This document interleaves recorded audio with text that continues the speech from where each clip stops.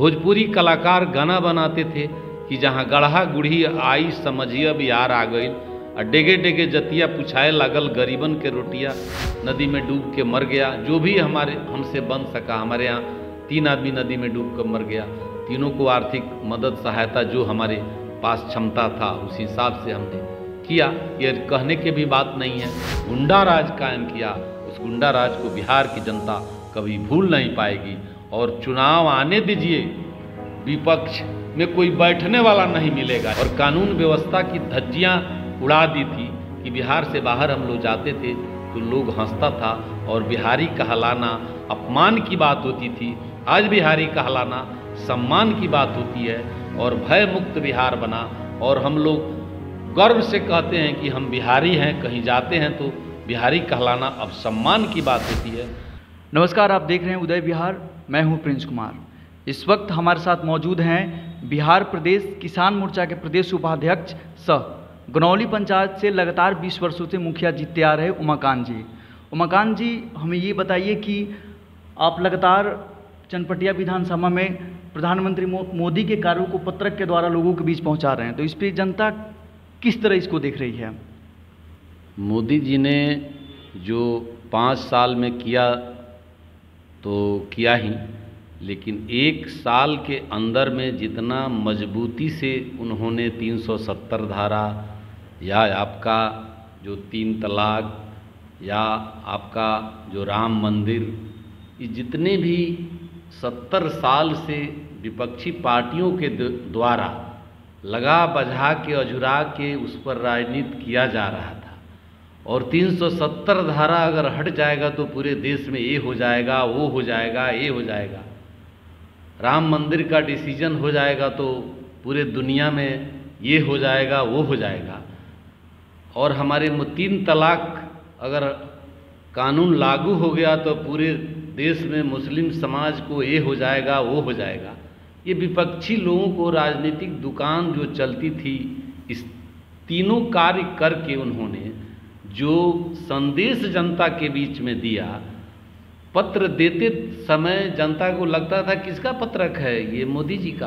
अरे मोदी जी का क्या बात कर रहे हैं, मोदी जी का तो जय जय है। मोदी जी तो देश में ऐसा गरीबों के लिए काम कर दिया, इंदिरा आवास से लेके शौचालय से लेके बिजली से लेके, सबसे बड़ी तो आज तक किसानों को कोई सुनने वाला नहीं था। क्योंकि हम किसान के प्रदेश उपाध्यक्ष होने के नाते, एक किसान के बेटा होने के नाते और किसान होने के नाते, गांव में सामाजिक मुखिया जनप्रतिनिधि होने के नाते मैं खुद किसान हूँ, किसान श्री अवार्डेड हूँ। इसलिए कि उन्होंने जो काम किया कि खेती करने के लिए सबसे बड़ी ज़रूरी चीज़ है सिंचाई खेतों में, और मुफ्त में उन्होंने ट्रांसफार्मर लगा के खेतों में किसानों को और मुफ्त में बिजली देने का काम किया। ये बहुत बड़ी ताकत किसानों की मिली, पावर मिला कि खेती करने का एक बहुत बड़ा मतलब जो मेन सिंचाई था, समय से पानी नहीं होती, हर खेत में उन्होंने बिजली दिया। कौन ऐसा काम नहीं किया? गरीब से लेकर के जनधन खाता खुल रहा था, हम लोग गाँव में बैंक को बुला करके 200 400 खाता दिन भर खुलवाते थे तो लोग हंस रहा था, 30 लाख आ गया, 25 लाख आ गया, 10 लाख आ गया। बड़ी विपक्षी लोग इसको मजाक उड़ाए थे कि आपके खाते में कितना आ गया। आज गरीबों की कोई ऐसा नहीं है जिसके खाते में मतलब पैसा नहीं गया हो। जो पैसा दलालों के माध्यम से वृद्धा पेंशन, इंदिरा आवास, जो भी पैसा था, समूचा पैसा बंदरबाट, ब्लॉक, अंचल हर जगह हो जाता था। तो आज वो पैसा गरीबों के खाते में सीधे गया, पैसा जो भी उसका पैसा आया, मतलब आज गरीब बहुत संतुष्ट हैं, किसान बहुत संतुष्ट हैं। और विपक्ष में कहीं कुछ नहीं दिख रहा है कि इसके आने वाले भविष्य में दूर दूर तक कोई हमारे माननीय प्रधानमंत्री नरेंद्र मोदी जी का और माननीय गृह मंत्री अमित शाह जी का कोई दूर दूर तक पीछा करने वाला देश में नेता पैदा होगा। अच्छा मुखिया जी, आप तो लगातार क्षेत्र में भ्रमण भी कर रहे हैं, जायज़ा भी ले रहे हैं, तो अगला मेरा ये सवाल है कि जैसे कि बिहार इस वक्त अगर हम देखें तो 2 आपदा झेल रही, कोरोना हम कह सकते हैं, दूसरा जो ये बाढ़ है, तो आपको आला कमान जो बिहार हो गया या फिर केंद्र से क्या निर्देश दिया गया कि आप लोगों के बीच क्या जनसेवा कर रहे हैं? इसके बारे में आप जनता को कुछ बताइए।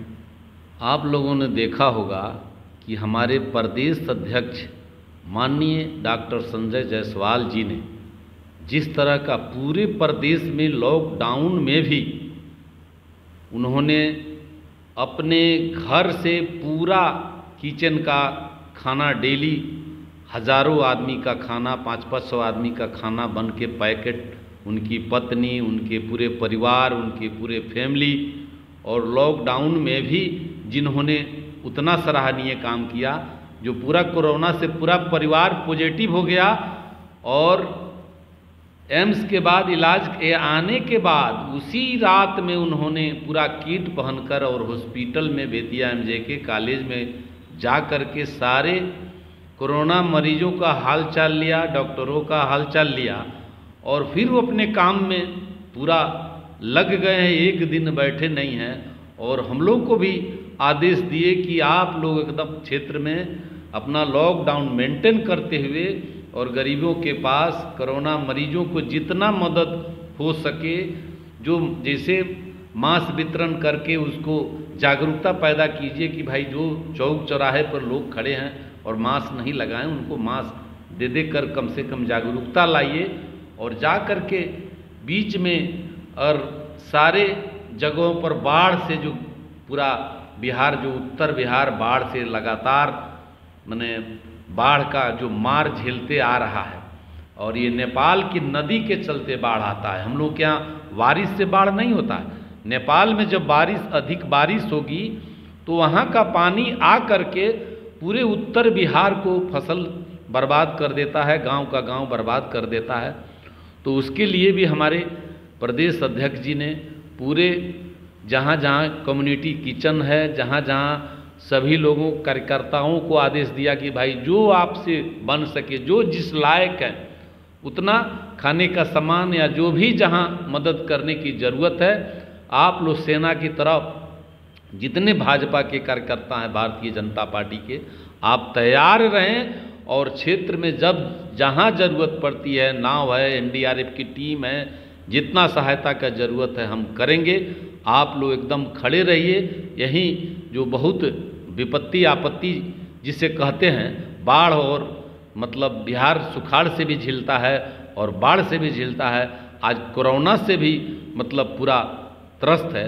उस समय में हमारे प्रदेश अध्यक्ष जी ने कितना सराहनीय काम किया और पूरे लगे हुए हैं। हम लोगों को एकदम टीचर जैसा क्लास लेते हैं डेली वीडियो कॉन्फ्रेंसिंग पर और हरदम सचेत करते हैं कि आप लोग लगे रहिए और जितने हमारे कोरोना के जो तो मरीज हैं उनसे मतलब दूरी मेंटेन करते हुए उनके हर सुख दुख में मदद कीजिए। और बाढ़ में जो लोग काफ़ी झेल रहे हैं उनके बीच जाकर यथासंभव हो उनकी हर मदद करने को आप लोग एकदम 24 घंटा तैयार रहिए। हम लोग उसमें लगे हुए हैं, दिन रात उसमें घूम रहे हैं, जा रहे हैं। जो बन सकता है सीओ को, बीडीओ को जहाँ ज़रूरत पड़ती है, सरकारी जहाँ सरकारी व्यवस्था पहुँचने में विलम्ब होती है तो हम लोग भी जा कर के वहाँ कई आदमी नदी में डूब के मर गया, जो भी हमारे हमसे बन सका। हमारे यहाँ 3 आदमी नदी में डूब कर मर गया। तीनों को आर्थिक मदद सहायता जो हमारे पास क्षमता था उस हिसाब से हमने किया। ये कहने की भी बात नहीं है, उसको प्रचार प्रसार करने की भी ज़रूरत नहीं है। इसलिए कि जो आदमी काम करता है ईश्वर देखता है सब कुछ और पार्टी भी देखती है।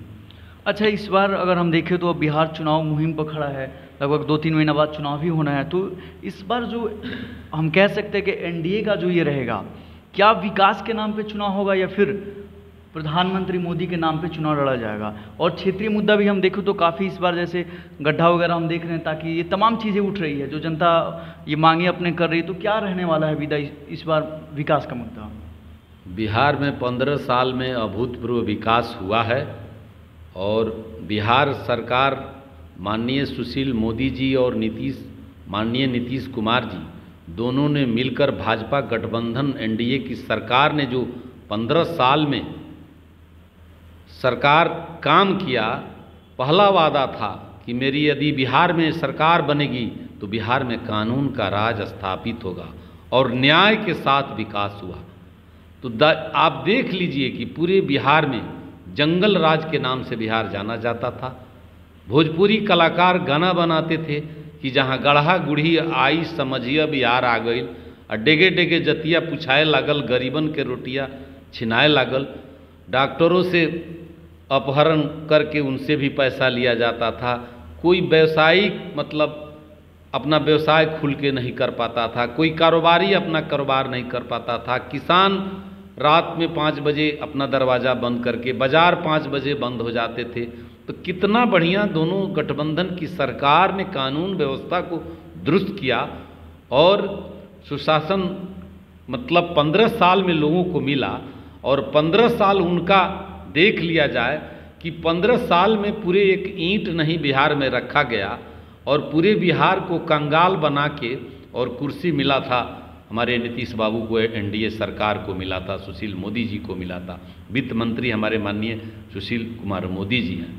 और पूरा भाजपा का टीम जब से हमारे प्रदेश अध्यक्ष जी बने हैं और उनके पूर्व सांसद जब बाढ़ आया है, नाव लेकर माननीय हमारे सांसद उस समय थे, आज प्रदेश अध्यक्ष हो गए हैं, उस समय भी पूरा उनका इलाके बाढ़ का है।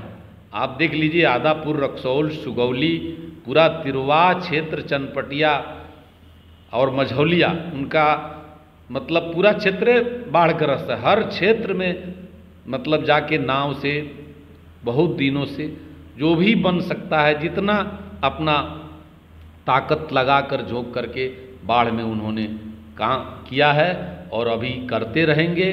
और विपक्ष के पास तो कुछ मुद्दा ही नहीं है, उसके पास कौन सा मुद्दा है, कौन ऐसा काम 15 साल में एक भी ऐसा कोई सराहनीय काम किया हो।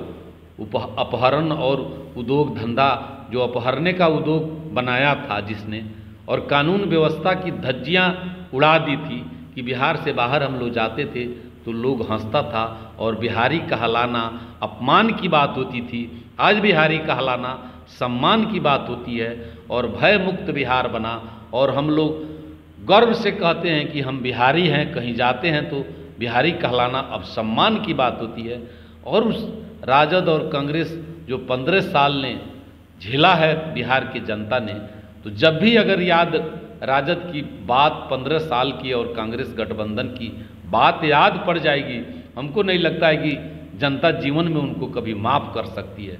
कि लालू यादव जैसे 26 बरस की उम्र में तेजस्वी ने 26 घोटाला किया और 26,000 करोड़ के संपत्तियां, मतलब उनका परिवार घोटाला किया, वो तो बच्चे थे, लेकिन 26 बरस के उम्र में और 26,000 करोड़ की संपत्ति तेजस्वी यादव के नाम से आ गई।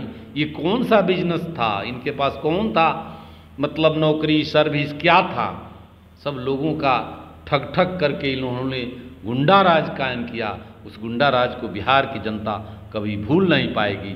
और चुनाव आने दीजिए, विपक्ष में कोई बैठने वाला नहीं मिलेगा। जो आज ये लोग बोल रहे हैं बाढ़, कोरोना, अगर इनकी सरकार रहती तो पूरा लोग मर जाता, कोई जाने वाला नहीं मिलता। हम कहते हैं आप भी तो जनप्रतिनिधि हैं, आपका भी तो फर्ज बनता है विपक्ष में।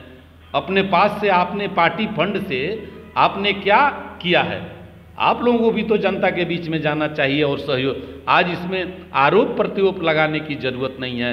आज सब कोई मिल करके बिहार सरकार के साथ और जनता का कोरोना मुक्त बिहार बनना चाहिए, मुक्त कोरोना भारत बनना चाहिए। और बाढ़ राहत में गरीबों को मदद होना चाहिए। जो बड़ा प्रभावित इलाके हैं उस पर कोई राजनीति नहीं होना चाहिए और ऐसी ओछी बातें नहीं होना चाहिए। जो हमारे सारे एनडीए के कार्यकर्ता बाढ़ से लेके कोरोना तक लगे हुए हैं, अब मतलब जनता उनको सबक सिखाएगी। चुनाव आ रहा है, जो बोल रहे हैं और बेचैन हैं कुर्सी पर बैठने के लिए, पूरा परिवार उनका खानदानी कुर्सी पर बैठने लायक जो है वो 15 साल लोग देख लिया है। अब उनको गलती से ऐसी गलती बिहार की जनता नहीं करेगी जो उनके परिवार में कोई कुर्सी में बैठने वाला। संजोग कहिए कि नीतीश बाबू गठबंधन कर लिए, जो प्रतिनिधि तेजस्वी बाबू बन गए और तेज प्रताप बाबू बन गए और पूरा परिवार कोई विपक्ष का नेता बन गया और कोई राज्यसभा चला गया। अगर गठबंधन नहीं किए रहते तो एगो मुखियों का चुनाव घर में नहीं लो जीत पाता। जो स्थिति इन लोगों ने जनता के बीच में कर दिया है और उसी को ही भजा रहे हैं, तब कि चुनाव में इनको पता लगेगा। तो जैसे कि मुखिया जी ने एक बात बताया कि ये इस बार जो चुनाव होने वाला, ये प्रधानमंत्री मोदी के कार्य के ऊपर ही चुनाव होगा आगे की बड़ी खबरों के लिए आप बने रहिए हमारे साथ और देखते रहिए उदय बिहार।